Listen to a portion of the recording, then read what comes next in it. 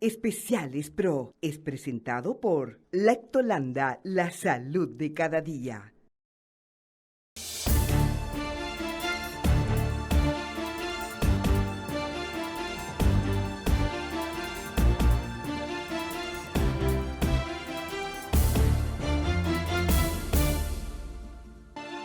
Bienvenidos, gracias por acompañarnos. Seguimos compartiendo con todos ustedes en los especiales de Pronoticias detalles de lo que fue la realización del Seminario Internacional sobre Recursos Hídricos, organizado por la Universidad Católica Nuestra Señora de la Asunción. En esta parte vamos a escuchar a dos especialistas hablar sobre hidroinformática. Comenzamos.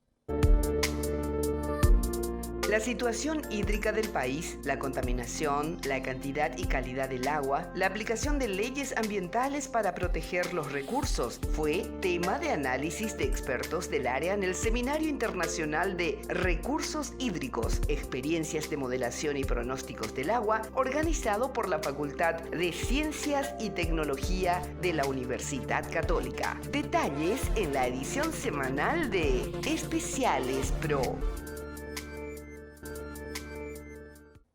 En esta primera parte vamos a escuchar al ingeniero Santiago Vera, él es coordinador del Centro Internacional de Hidroinformática. Habla sobre cómo la tecnología está al servicio hoy en día del análisis y protección de los recursos hídricos. En esta oportunidad voy a estar hablando acerca de una experiencia que tuvo el centro en relación al uso de web service y interoperabilidad para gestionar datos hidrológicos. Eh, Como comentó el ingeniero Roger en su anterior presentación, nosotros brindamos apoyo, digamos, en la operacionalización de los modelos hidrológicos hidrodinámicos del río Paraguay y gran parte de esa operacionalización o esa automatización eh, fue gracias a este tipo de enfoque, o sea, la utilización de web servicios web y esa interoperabilidad que fuimos buscando, investigando aquí en el centro en base a una problemática en relación a los datos hidrológicos. Entonces, para adentrando o para poner un contexto o para la gente que aún no sabe qué exactamente trata la interoperabilidad, básicamente se podría decir que es la capacidad que tienen los sistemas de información o procedimientos a los que dan soporte de intercambiar información. O sea, esa conectividad, hoy en día la globalización a través del Internet, la información abunda, pero falta, digamos, estructurarlo con mayor criterio. Entonces, la interoperabilidad entra aquí, digamos, a proporcionar esa capacidad de facilitar ese intercambio de información en diferentes aspectos. Entonces, ¿qué sería básicamente un web service?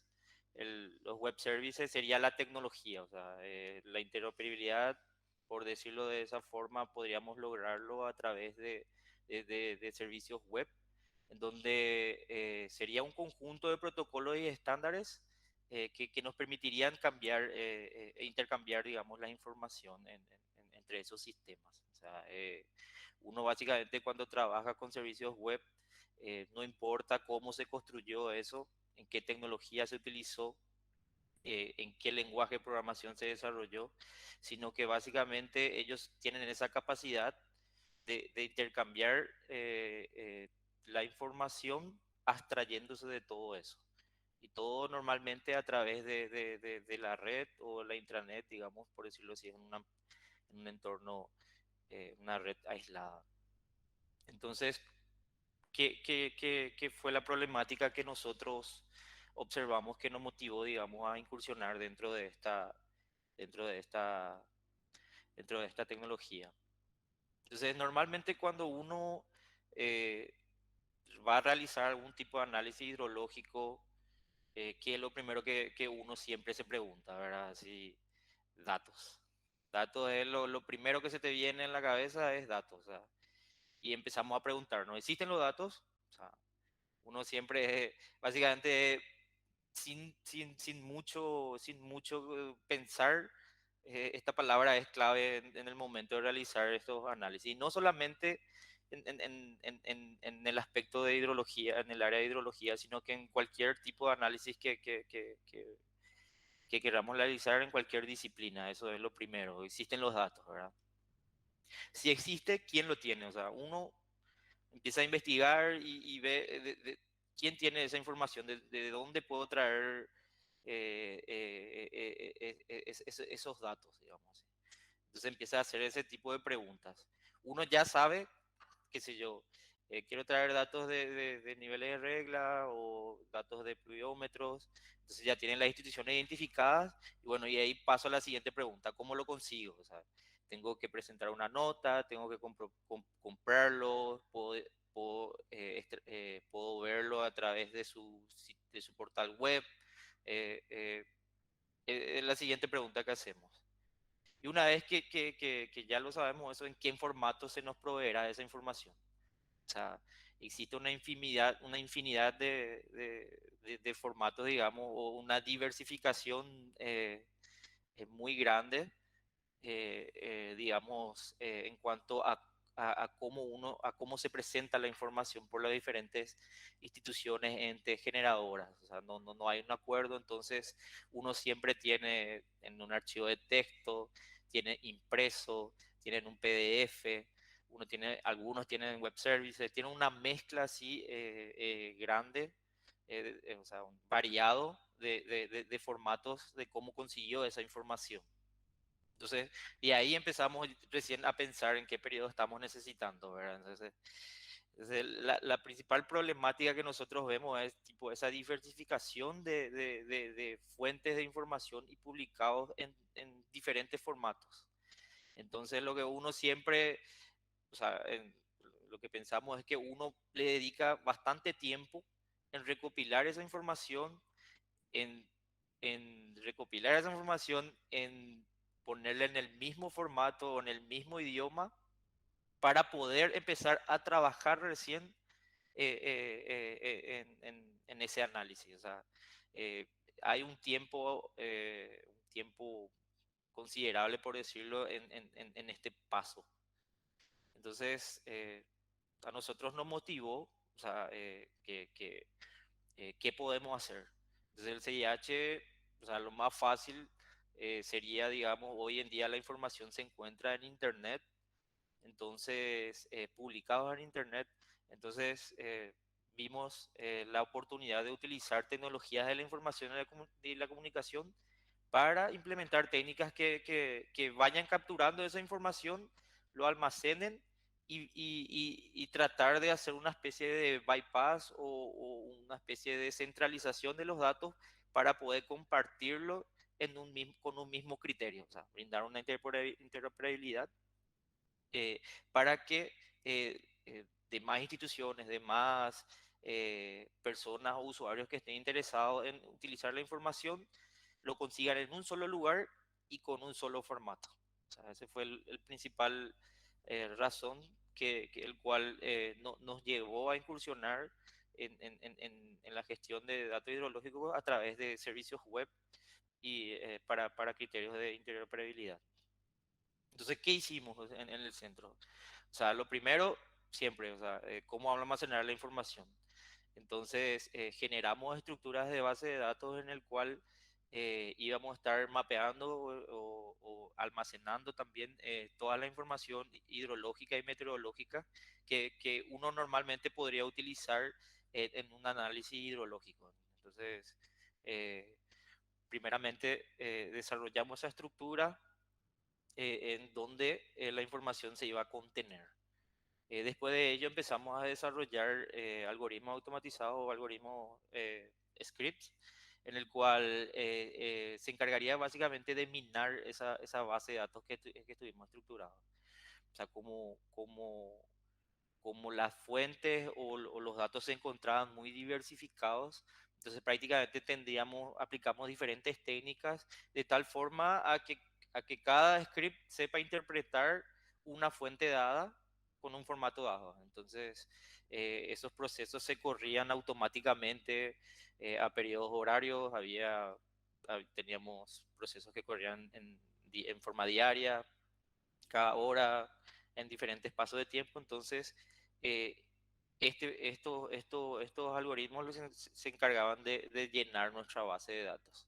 Entonces, una vez que la información se encuentra ya en nuestra base de datos ya estructurada, de manera un poquito más organizada, eh, entonces nosotros procedimos, digamos, bueno, ahora lo que vamos a hacer es compartir esa información para que los demás puedan utilizarlo de manera un poquito más organizada y centralizada. O sea, toda la información que nosotros creímos, digamos así, de instituciones que generan información que podamos almacenar, pueda ser utilizado por otros bajo un mismo contexto, con una misma forma de intercambio de datos, una misma forma de consulta y con un mismo criterio de traspaso de información. O sea, cómo yo le pasaría esa información al usuario final. Entonces, básicamente, nosotros para lo que es base de datos, eh, nosotros utilizamos un motor. Esta parte sería un poquito más técnica, pero para que conozcan más o menos las tecnologías que fuimos utilizando y a ir pasando. Entonces, para base de datos, nosotros utilizamos un motor de base de datos llamado Postgres, en el cual ahí se crearon entidades normalizadas, en el cual nos permitiría representar de manera más eficiente, digamos, eh, esos datos hidrológicos y meteorológicos que vamos capturando eh, eh, diariamente. Entonces,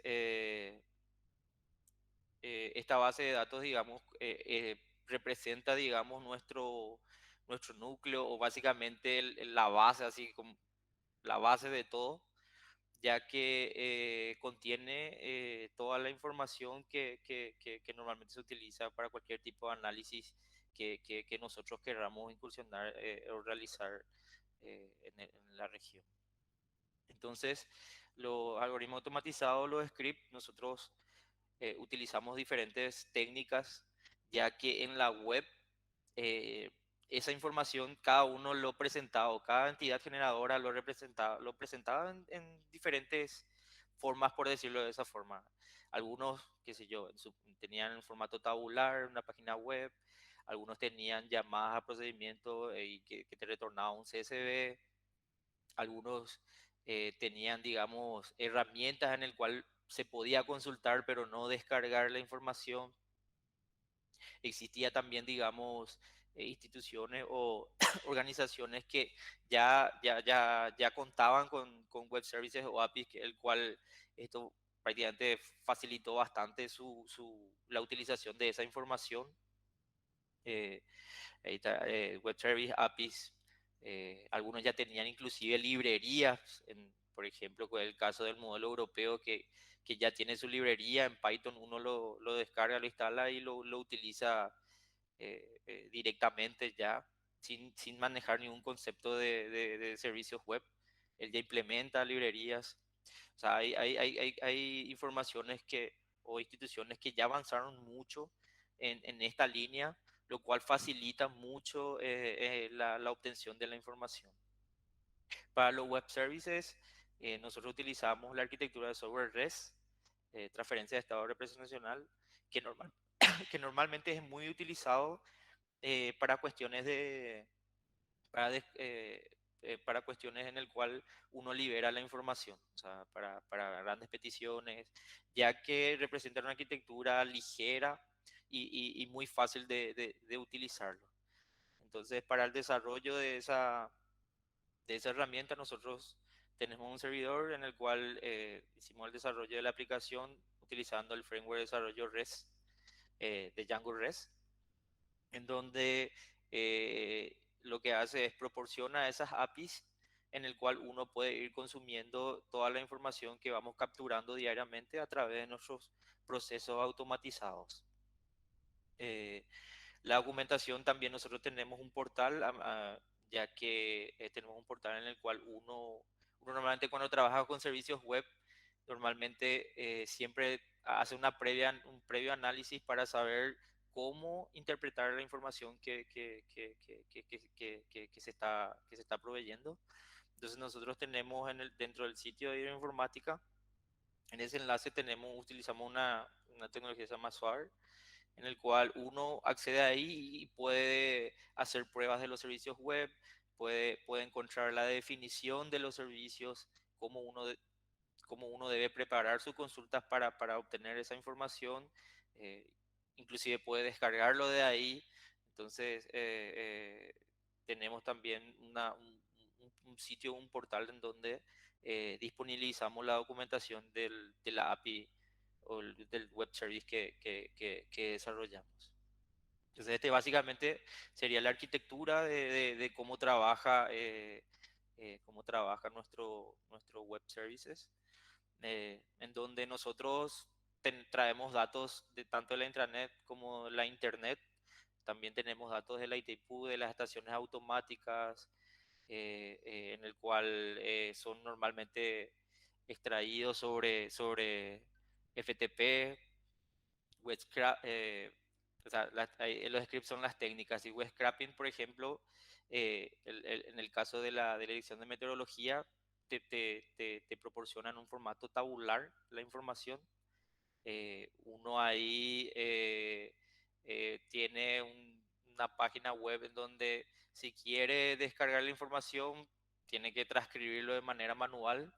Entonces, utilizando esta técnica de web scraping, lo que hace es básicamente interpreta esa página web y con ciertos condicionamientos lógicos que nosotros le guiamos o le estructuramos, él va entresacando la información que nosotros estamos necesitando, o sea, las lecturas, la serie temporal, él va trayendo eso de forma automática. FTP, que el caso de las estaciones automáticas de, de, de la Itaipú, por ejemplo, que normalmente, o cualquier estación hidrológica, hidrometeorológica, siempre trabajan, creo, con este esquema, en donde nosotros nos conectamos a un FTP, a un sistema, a un servidor de archivos, y nuestro script va extrayendo esa información y va almacenándolo en nuestra base de datos. Después tuvimos casos un poquito más rígidos en el sentido de que necesitamos emular todo el procedimiento que hace normalmente un usuario común con su navegador para obtener una información. En el caso de la DMH, por ejemplo, vos consultabas la información y te mostraba toda la información ya en un formato tabular en la página web.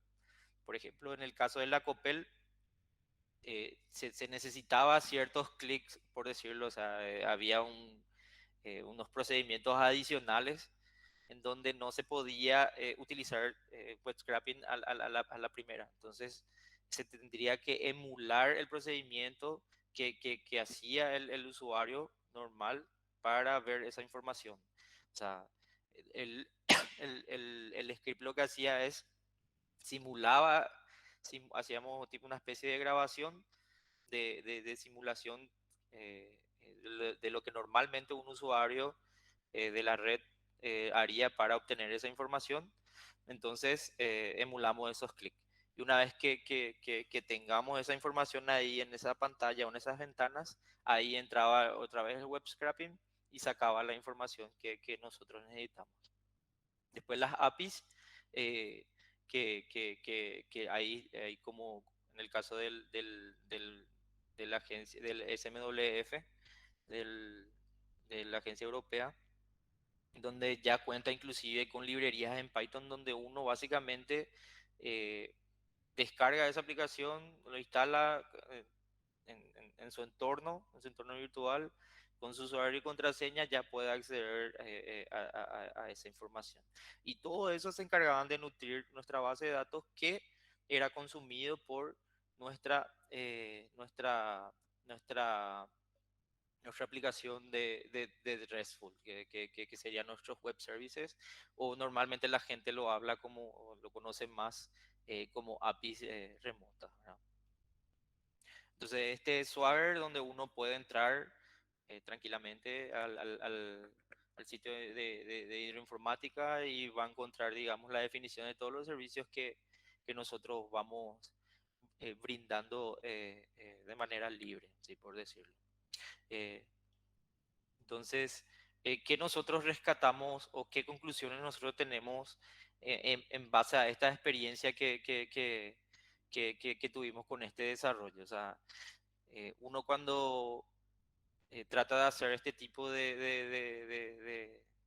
sea, trata de implementar este tipo de tecnología, lo primero es siempre estructurar la base de datos. O sea, uno tiene que tener una estructura o un lugar donde de manera ordenada y estructurada pueda organizar y almacenar toda la información que va llegando diariamente. Entonces, básicamente el mayor desafío o el mayor reto en la realización de este tipo de tecnología es siempre la base de datos. Entonces, hoy en día también existe un gran volumen de información en donde la manipulación de esos datos es muy complicada. O sea, a veces uno necesita solo una pequeña fracción una pequeña parte de esa serie temporal de datos que estamos necesitando, pero nosotros tenemos el conjunto o la totalidad y muchas veces procesar o buscarlo, toda esa información dificulta. Entonces, con la utilización de los web services, uno tiene en línea la información y solamente puede realizar, o sea, tiene la posibilidad de realizar consultas de solamente esa fracción que está necesitando. Entonces, se ahorra tiempo en estar buscando en ese montón de datos el paso de tiempo que estemos necesitando. O sea, y otra conclusión sería la interoperabilidad, digamos, abre las puertas a los procesos automatizados, que es un caso que nos pasó, o sea, que tuvimos una buena experiencia con el proyecto de la UCA, ahí donde acoplamos los modelos hidrológicos con el hidrodinámico, en el cual los inputs eran generados o eran obtenidos, digamos, de manera automática y en línea a través de estos web services. Entonces había un procedimiento que lo que hacía era consultaba estos web services y lo introducía en los modelos y lo hacían correr, todo de manera automática. Estos procesos se hicieron automáticos gracias a la utilización de estos tipos de servicios web. Entonces, y vimos también una necesidad que es muy importante a la hora de implementarlo. Como nosotros somos un ambiente, siempre somos un centro de investigación aplicada, nosotros tratamos de transportar este conocimiento a los entes generadores, a los entes encargados, digamos, o responsables. Vimos un tema muy importante a tratar que es, digamos, o a tener en cuenta el concepto de los datos abiertos.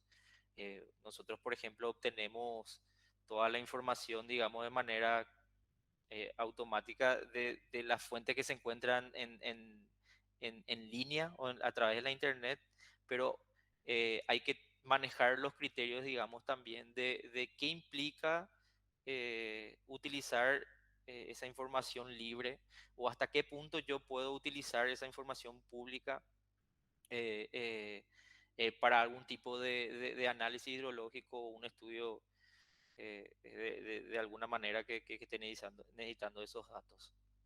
Y otro punto muy interesante que nosotros vimos, que sería muy a través de esta experiencia, eh, muchos generan sus servicios web y disponibilizan la información con una estructura de datos. Entonces, el que va a utilizar esa información normalmente siempre tiene que entender la interfaz de intercambio o cómo me va a venir la información y realizar algunos pequeños ajustes de tal forma que puedan consumirlo de manera eficiente. Entonces, nosotros vimos que sería muy interesante, digamos, en la utilización de estándares de datos.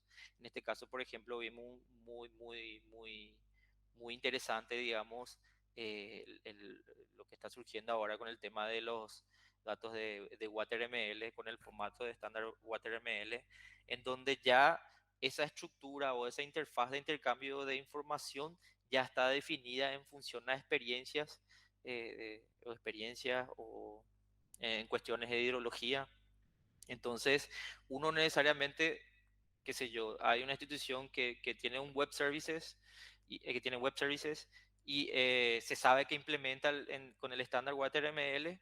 Entonces yo ya no me preocupo de entender esa interfaz de intercambio, sino que siguiendo ese estándar yo ya sé que esa información me va a venir de esa forma. Entonces hoy en día existen inclusive ya en lo que es en los lenguajes de programación o en los frameworks de desarrollo, ya varios implementan este esquema o este estándar, digamos, de intercambio de información, de estructuración de la información para el intercambio. Entonces, uno se limita básicamente ya a consumir el dato, por decirlo no ciegamente, sino que porque, porque está con ese estándar, uno ya sabe que la información vendría de esa forma.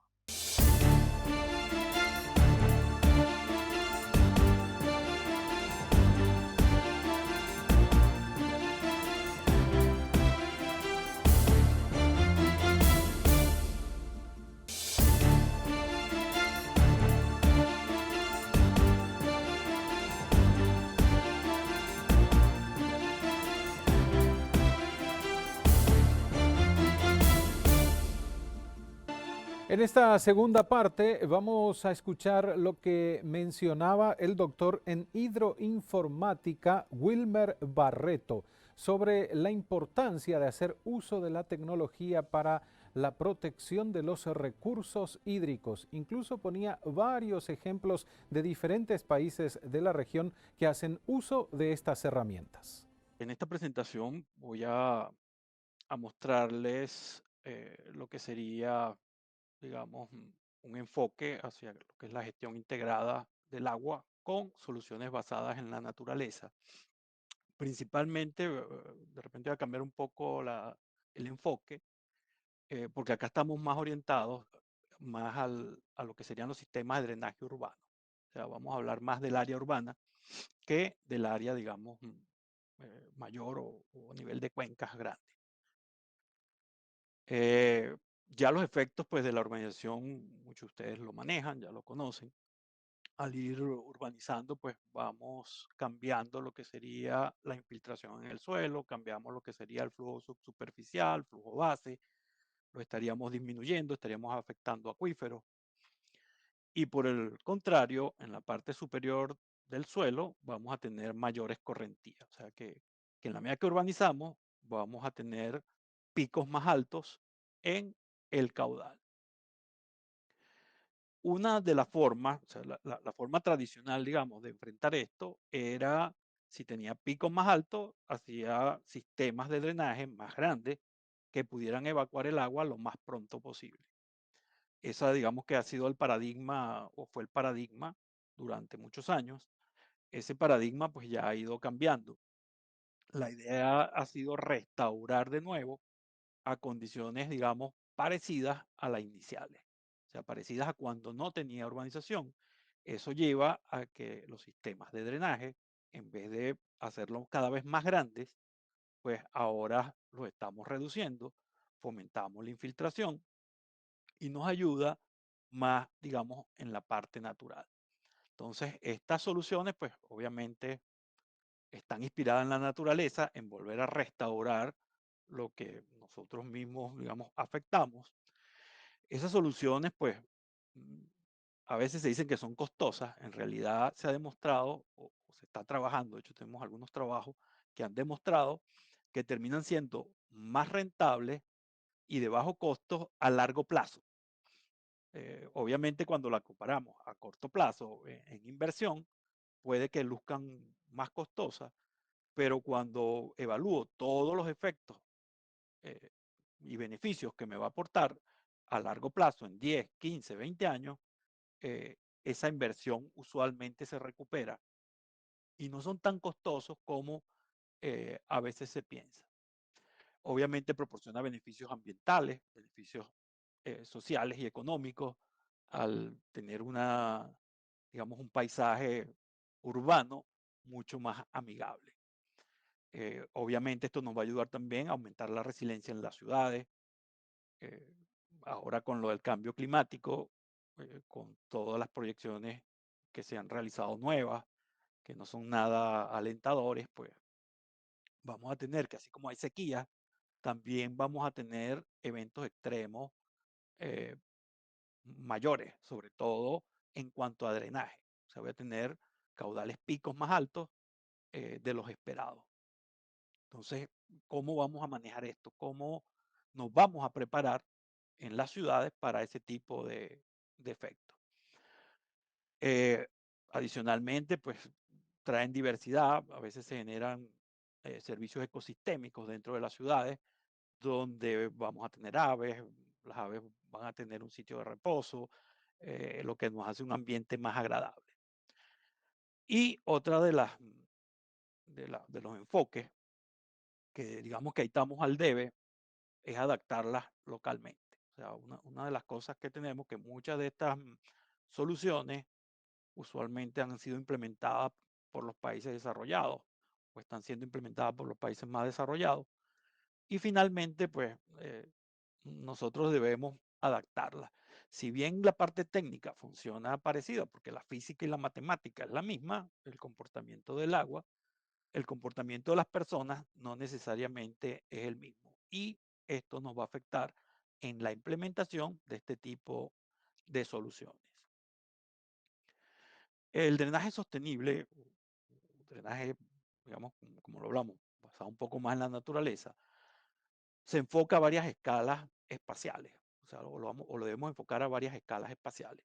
Una es la escala, digamos, de sitio, la escala de parcela, donde ya desde que comienza a llover, yo debo tomar medidas que nos ayuden a prevenir o que controlen la cantidad de agua. O sea, desde que caen los techos, podemos pasar hacia los patios, hacia lo que son los pavimentos de las casas y instaurar un grupo de medidas que nos puedan ayudar a, digamos, a evitar los efectos adversos.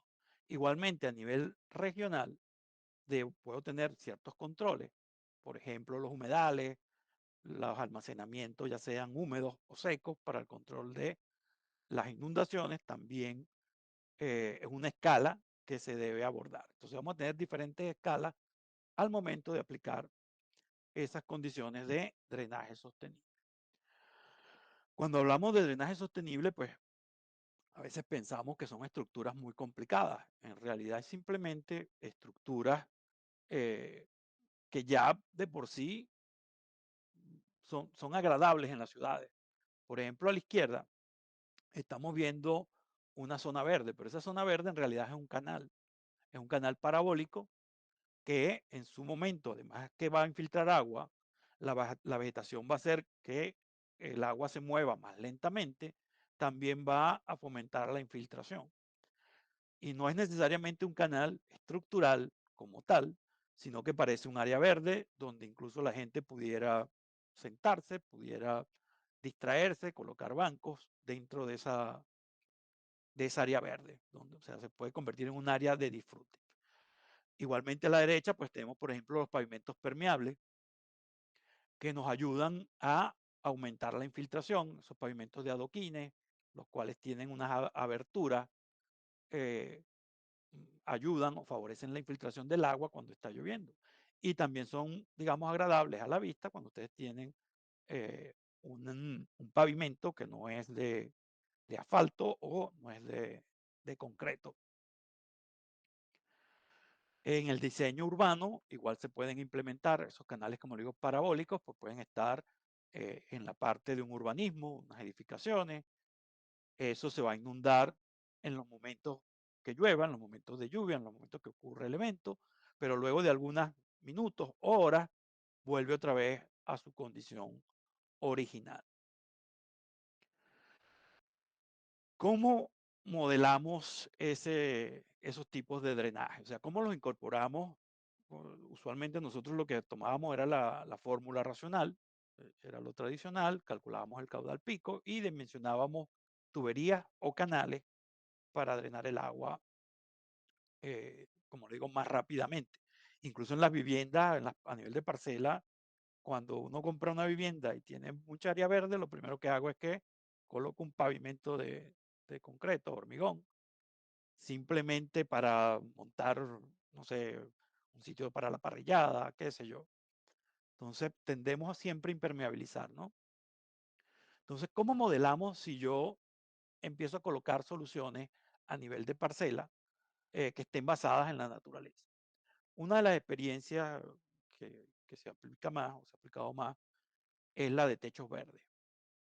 Eh, para los techos verdes, pues son simplemente unos techos donde se coloca una cubierta que usualmente va a contener un sustrato, el cual va a sostener la vida, va a sostener a las plantas, a la vegetación. Adicionalmente, hay unas capas de geosintéticos que van a servir como filtro y como impermeabilizante para el techo de las viviendas. Hay diferentes tipos, hablamos de techos de tipo intensivo, techos de tipo extensivo. Ese tipo de estructuras pues tienen que ser modeladas para ver el impacto que va a tener el colocarlas o no colocarlas. Porque una de las condiciones pues, que tenemos es demostrarle a los tomadores de decisiones que este tipo de soluciones funcionan. Y no que funcionan a priori, sino que técnicamente podemos demostrar que su uso pues, va a mejorar en algo. Los techos extensivos, por ejemplo, se pueden ver como algo como esto. Usualmente el espesor es un poco más, ya pasa de vegetación ligera a tener vegetación más grande, arbustos, palmas. Eso es factible colocarlo.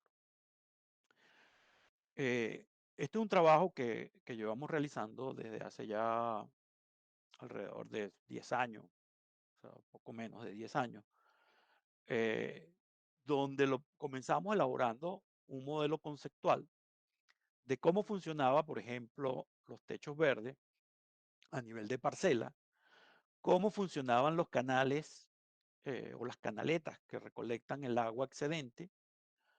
También colocamos ciertos dispositivos para la cosecha de agua, o sea, para el almacenamiento de agua, que es una de las cosas que se recomienda ya como un medio de adaptación al cambio climático, el cosechar el agua de lluvia en las ciudades, y cómo se modelaban los patios de las viviendas, colocando ciertos dispositivos como vertederos, orificios, y cómo modelar el movimiento del agua.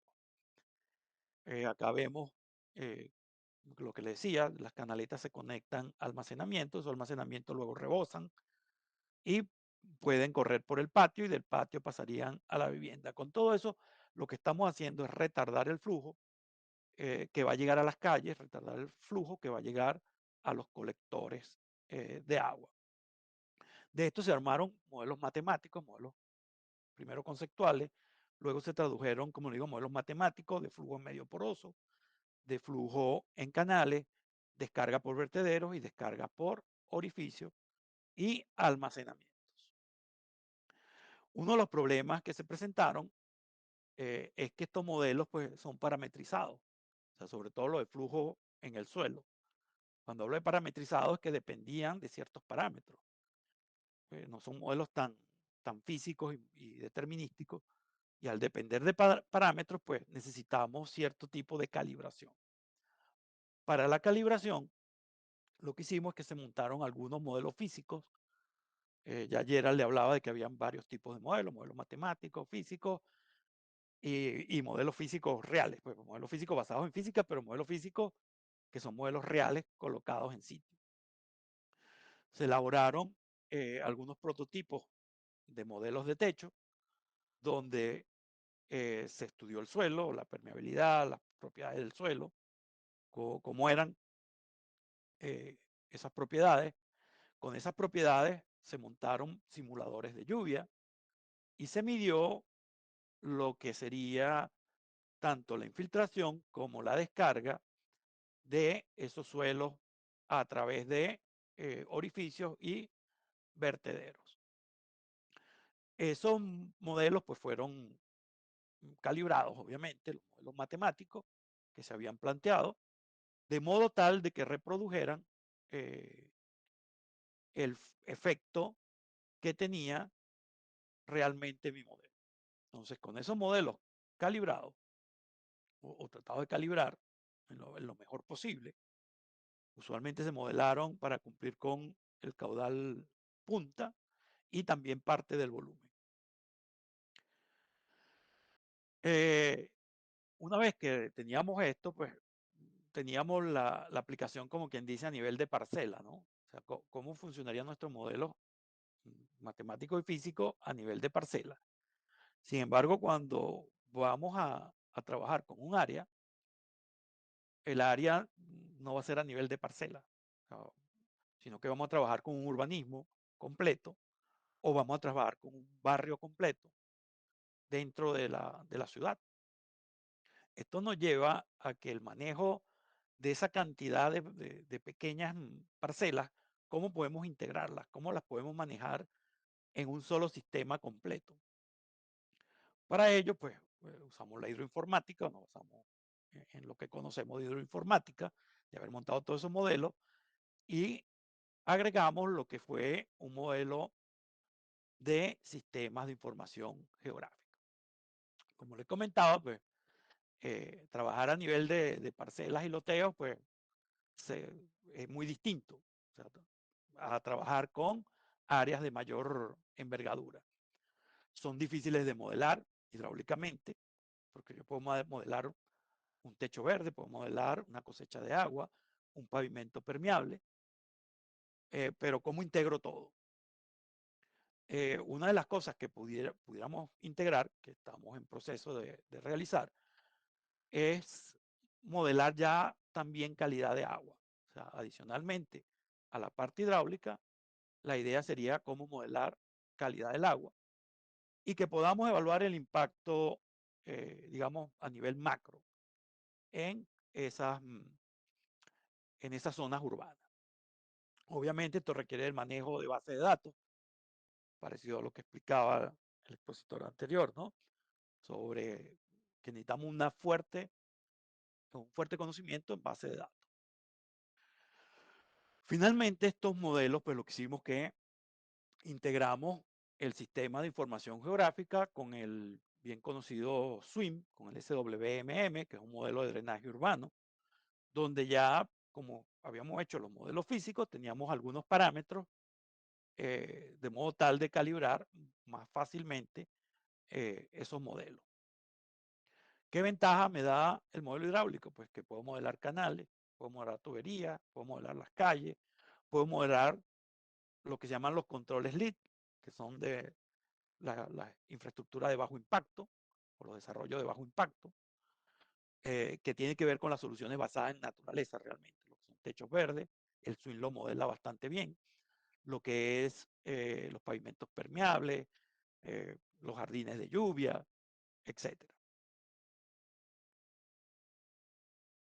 ¿Qué ventaja me da el sistema de información? Si con Swing puedo modelar esa parte hidráulica, el sistema de información me va a dar el cómo manejar esas grandes bases de datos, donde es factible identificar en un área lo que sería, por ejemplo, el pavimento, lo que sería techos como tal, lo que sería zonas verdes y lo que sería suelo descubierto dentro de, de un área en específico que yo deseara estudiar.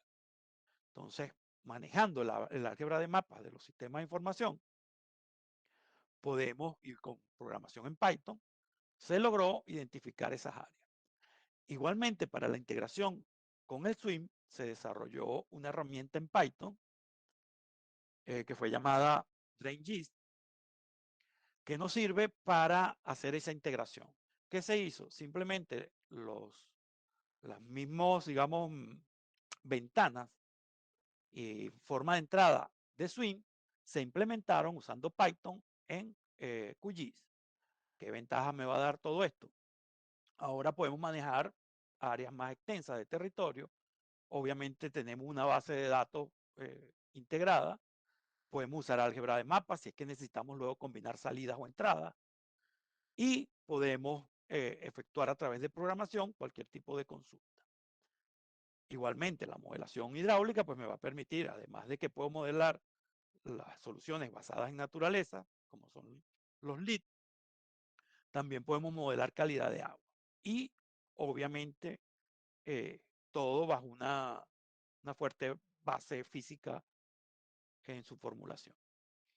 Esto lo aplicamos a un área de estudio.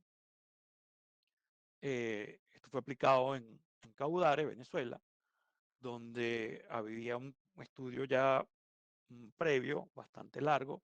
Es una ciudad dormitorio que fue creciendo muy desordenadamente, pero una zona urbana de clase media, donde empezó a sufrir de inundaciones producto del desarrollo y la impermeabilización que fue teniendo el suelo. Eso eran áreas agrícolas inicialmente, y como fue una zona de expansión, pues se fue desarrollando muy rápidamente. Fue una de las ciudades que se desarrolló más rápidamente en los años 90, 80, 90. De hecho, ahí ocurrió un evento, que es el que estamos viendo acá, que fue un evento con un periodo de retorno aproximadamente de 50 años, que incluso causó la pérdida de vida. Esto fue montado en el sistema, utilizando sistema de información combinado con el SWMM, y ya las salidas pues se podían analizar más fácilmente, donde se podían identificar los nodos, se puede identificar en el perfil a qué nodo pertenece y cuáles son los niveles de agua esperados en esos nodos en particular de la red de drenaje principal. Para evaluar el impacto de estas soluciones basadas en naturaleza, pues se plantearon 3 escenarios. El escenario base, obviamente, donde no existía ninguna condición, digamos, o intervención, que era la condición actual, que fue la que causó daño. Un escenario 2, donde se implementaron techos verdes y depósitos de lluvia en un 50% del área estudiada, o sea, como una medida de solución. Y otro escenario, que fue el escenario 3, donde se implementó al 80%. Y se incluyeron pavimentos permeables y también jardines de lluvia, así como tener un gran impacto dentro de nuestro sistema. Cuando se analizaban la reducción en los picos, pues para diferentes periodos de retorno, se logró ver que había una reducción de caudal y una reducción de volumen importante al aplicar el escenario. O sea, solamente con techo verde. O sea, se fue aplicando por partes, ¿no? Tenemos acá, dependiendo del periodo de retorno, vemos qué tan eficiente es para cada periodo de retorno la implementación de esas medidas en porcentaje. Y si lo vemos al detalle, pues veíamos en cada nodo donde habían inundaciones, cómo al implementar el escenario, por ejemplo, 2, se reducía, todavía teníamos inundaciones, la línea negra representa digamos, el margen donde ya comienza la inundación, y el escenario 3, pues ya se veía cómo bajaba o cómo impactaba en los niveles las medidas que se implementaban a gran escala. En resumen, se tuvo que, si se implementaban, al implementar todo y analizar cuál era el impacto de cada uno de las medidas naturales que se tomaran, pues los techos verdes tenían 30% de impacto, eran de los que más impacto tenían, junto con los jardines de lluvia, que son los patios dentro de las parcelas de las viviendas. Entre ambos, pues se podía reducir alrededor de un 50% el impacto o el volumen que causaba daño en nuestro sistema. Entonces, como ven, podemos medir, o se nos hace fácil medir con este tipo de herramientas, el impacto que tendrían esas soluciones basadas en naturaleza. Que estamos desarrollando ahora junto con Gerald Corso y el IHE. Estamos trabajando en mejorar este tipo de modelación ya a nivel de 2 dimensiones, lo que se montó con el SWMM, con el SWIM, fue en un D, se usó modelación un D para las calles y un D para lo que son los colectores en las calles.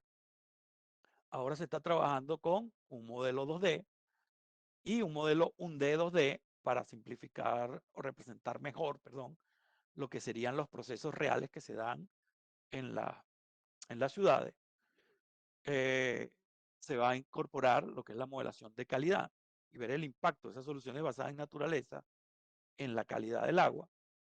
Usualmente cuando tenemos inundaciones, se tiende a mezclar lo que es el agua servida y el agua de lluvia. Y el agua que inunda usualmente no es un agua solamente proveniente de la lluvia, sino que al fallar también el sistema de agua servida, pues va a causar impacto en la calidad del agua. Igualmente, cuando se presenta lo que se llama el first flush, que sería la primera lluvia después de los veranos, de un verano largo, pues lava la calle. Usualmente existen derrames de los autos en el pavimento, existe basura en el pavimento, y al presentarse esas primeras lluvias, pues causan problemas en la calidad del agua. La idea es analizar esta información mediante inteligencia artificial, como lo presentaba ayer al principio, donde podemos usar árboles de decisión, clustering, clasificación, redes neuronales, para determinar cómo sería la inundación. Tenemos un caso de estudio en Vietnam, que es el que estamos trabajando, donde ya se ha introducido cierta información. Se tienen las primeras modelaciones en 2D, de los sistemas en 1D y 2D, cómo van inundando para diferentes periodos de retorno dentro de ese sistema. Entonces, actualmente estamos trabajando en cómo caracterizar esas inundaciones utilizando inteligencia artificial y ver luego el impacto que tendrían el implementar las soluciones basadas en naturaleza en este tipo de sistema.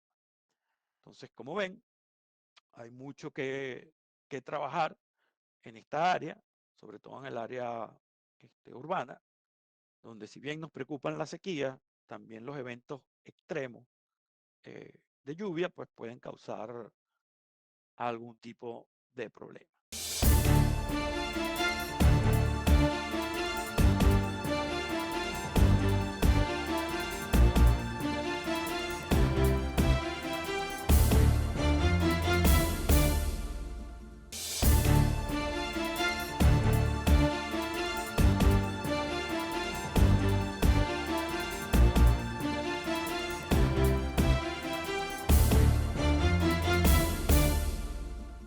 Con esto llegamos al final de los especiales de ProNoticias de esta semana. La segunda parte de este seminario internacional sobre recursos hídricos. Los especialistas organizaron otro encuentro virtual con el mismo tema. Vamos a estar compartiendo con ustedes en próximas ediciones las alternativas de este análisis. Gracias por acompañarnos. Hasta la próxima.